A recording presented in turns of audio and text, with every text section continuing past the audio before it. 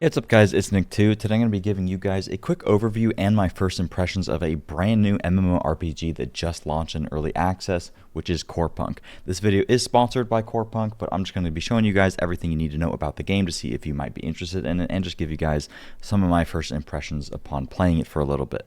At a high level, Corepunk is a vast open world MMORPG that is a lot slower than the modern RPG. I think a lot of the design intent is to kind of recapture a lot of that nostalgia and the slower gameplay pace that we got back in the days with like vanilla WoW and old school RuneScape, while at the same time being significantly different than those games because obviously it is with an isometric camera angle, so a lot of the gameplay and combat is very similar to MOBAs as well as ARPGs like Diablo. You don't have like a crazy amount of abilities, but there is a decent bit of build crafting as well, and a lot of different ways you can customize your character. So this game kind of seamlessly blends a lot of different elements between RPGs, MOBAs, ARPGs, and MMOs as well, being a more open world and like slower type of experience, which I think is pretty unique. It has a lot of elements of games that we're familiar with, but it has a distinct feel to it, if that makes sense.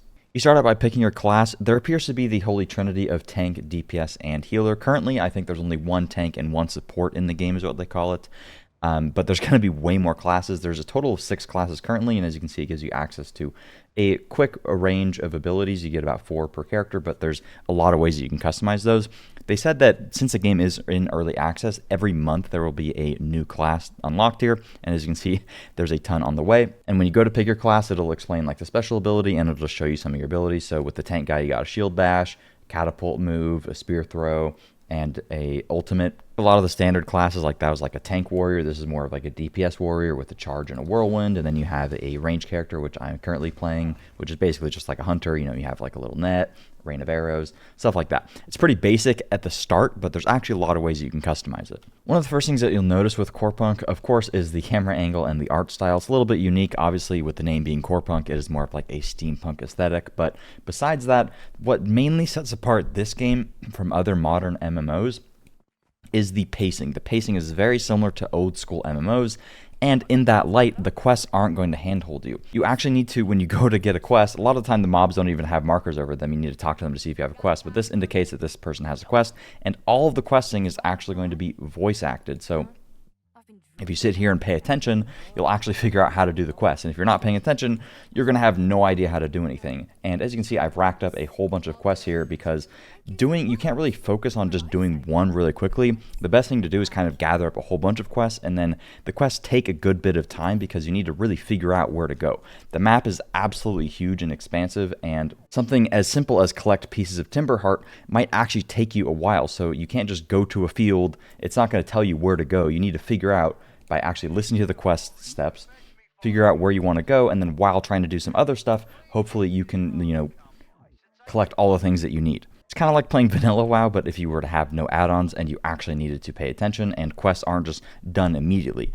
But on the flip side of this, you actually care a lot about the rewards that you get. The rewards from the quests are very unique. There's a pretty vast like consumable system in this game, which ties heavily to combat, which we'll get into right now. The combat on the face of it is pretty rudimentary. I would say it is most similar to MOBAs, like you have an auto attack here, and you can kite because I'm a range character, but you also have a lot of skill shots. I think most characters will have a skill shot, so I have like an arrow rain there, or I have a net, which will slow the mob.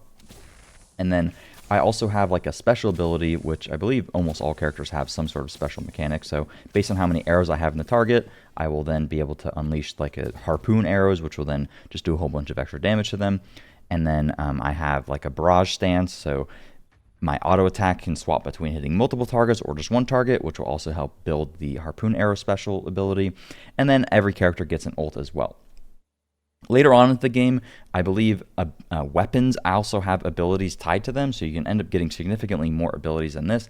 And there is a pretty vast skill tree. So first off, there's a weapon mastery skill tree, which is tied to your specific class. So if I wanted to build really heavily into the net shot to make that like super OP, every time I level up, I can get more points, and I can level up my weapon individually to then get some more points here, which ends up drastically changing it. Like the net becomes acidic, the net does additional like fire damage, and it roots them longer. Like there's a whole bunch of customization here, and there's even, it seems to be additional abilities right here. So you don't only have 4 abilities. Like it starts out pretty simple, but then you can build into stuff very particularly, and it gets pretty in depth and involved from what I've seen. There's also these separate talent trees, which seem to be available for all classes, and there doesn't seem to be any restriction around this. It seems as if you can have 3 of these in total. I foolishly picked support early on because I wanted the 5% movement speed, and then as you level up and get more points, you can just, dump your points into here and spec it, I believe, however you want.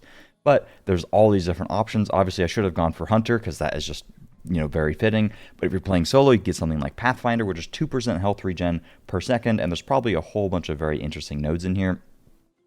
I picked support for the movement speed because at the start your character moves pretty slowly, but some of these nodes are pretty powerful, like this one increasing all enemy damage taken by 10% from all allies. So if you're playing like a support character, that's a really good buff for your whole team. Another thing that is very different about Corepunk and makes you care way more about every single engagement and also a lot of the things that you're going to be collecting from quests and just generally while playing the game is that there is no base health regen unless you get like, some consumables or gear or stuff that I don't know about that's going to give you some regen. But at the start, right, I have no health regen. So it doesn't matter how long I stay here, I will not regenerate my health, and same with my mana. This makes it to where you care a lot about getting sort of consumable items and also crafting a lot of these items. Pretty much the whole world is interactable, which is pretty nice. So if you see like, a bit of corn here, you could pick that up and you could probably use it to either sell, craft it into something, or you can just consume it. To give you some mana regen, right? You just right click it, or you could add it to your hotbar. And there's stuff like this all over the place. So a lot of this is how you're going to be doing your quests, but also if I just go over these barrels or go over these chests, there's probably some stuff that I can find. Okay, I just found whiskey for a quest that I needed, right? Or I could open this chest and I'll probably get something that'll help me out with healing, or there's like damage consumables like this, which increases my attack power. I got matches and pieces of pumpkin. There's crap like this literally everywhere. Professions is a massive part of Corepunk. Not only is the game going to introduce it to you very early on in the city here by just giving you a lot of these early on quests to start out with the profession system, but you're not locked to any sort of profession. You can have access to every single one of them, and all of them kind of mix together a lot of the time, where something that you can only get from mining, you will then need to use while crafting a weapon, or vice versa with alchemy and then cooking, blah, blah, blah.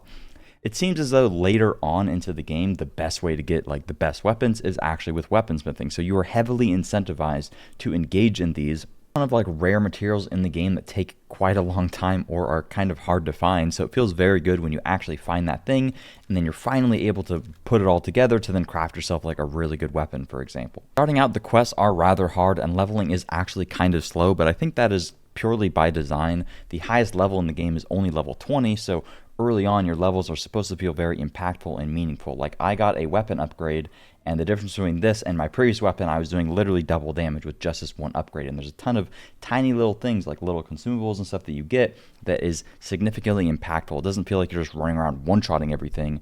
There's a very steady and slow progression, which I'm sure just ramps up like crazy once you get into the end game. Before we talk about endgame, I quickly want to go over whether or not the game is good for group or solo play. It seems like you could do both at perfectly fine efficiency. I think the game leans itself a little bit more towards group play because like killing mobs in the open world is genuinely difficult. So a lot of these quests where it has you killing mobs, you're probably going to want to group up and that's going to be your best bet. But you could easily play solo and you can kind of tailor your build around if you want to play solo. There's like the support skill tree or more of a solo skill tree. But later into the game, there are some sort of end game activities such as dungeons, which seems to be the most significant form of content, and the thing that I'm the most interested and excited for is doing these really hard dungeons, which there is actually a leaderboard for, which is really exciting. And this, of course, is going to be group instanced content. There's also open world bosses. I don't know too much information about that, but that seems pretty fun. According to the website, there's even solo instances, which actually sounds a ton of fun. You can see there's some pretty crazy maps here. And they mentioned that there's leaderboards and rankings for both PvP and PvE. So for PvP, there are battlegrounds, which seems really cool, and there's even open world PvP. So there's certain parts of the map that are going to be open world PvP. It is the River Gleam Clearing Swamp, I believe it is. And it's kind of like an opt-in thing. So if you want to go over there and do some open world PvP, that is going to be for you. There's also even leaderboards for this PvP gameplay for those of you guys that are interested in that. It also says that later on they plan on adding an extraction-based game mode, so kind of like Tarkov in an MMO, which could be really cool, like you lose all your gear upon death. I have to see how that'll play out, but that could be really sick. But otherwise, the endgame content is kind of like any other MMO where the goal is to kind of just continuously increase the power of your character. There's a absolute metric crap ton of stuff that you can craft, and there's a lot of customization within the crafting system to create like your perfect weapon. Seems like there's a ton of gear to grind, and just doing these dungeons seems really fun, especially if you have a group of friends to do it with. If you're interested in playing it, Corepunk is now completely out on early access, and it is not pay to win at all. It simply is just a buy to play model. So if you want to play it, you can head on over to the link and purchase it. Overall, my impressions of the game are that it is pretty fun. It starts out extremely slow, but that has its downsides and upsides. Like, it's hard to get into right at the get-go, but it reminds me a lot of like old school games, right? Like old school vanilla WoW. Playing as a kid, I'd get frustrated if I died because I didn't know how to run back and I didn't know how to do the quest, blah blah blah. But it feels very rewarding and satisfying once you actually figure stuff out. Once you get those weapon upgrades, you start engaging with the crafting systems. It is very deliberately paced in this way where there's a lot of friction, but when you get over that friction and you overcome it, it is very rewarding and feels very satisfying, where a lot of stuff, more modern games, are very quick, very dopamine centric, and just, handholds you the whole way, so you don't really get a lot of that satisfaction out of playing it. If it sounds like the type of game for you, if you miss the kind of old school stuff, highly recommend downloading it. Check it out down in the description. The end game stuff is really intriguing to me, so I'm going to keep grinding. And maybe I'll make some updated videos in the future. Thanks to Artificial Core for sponsoring this video, and I'll see you guys later. Peace.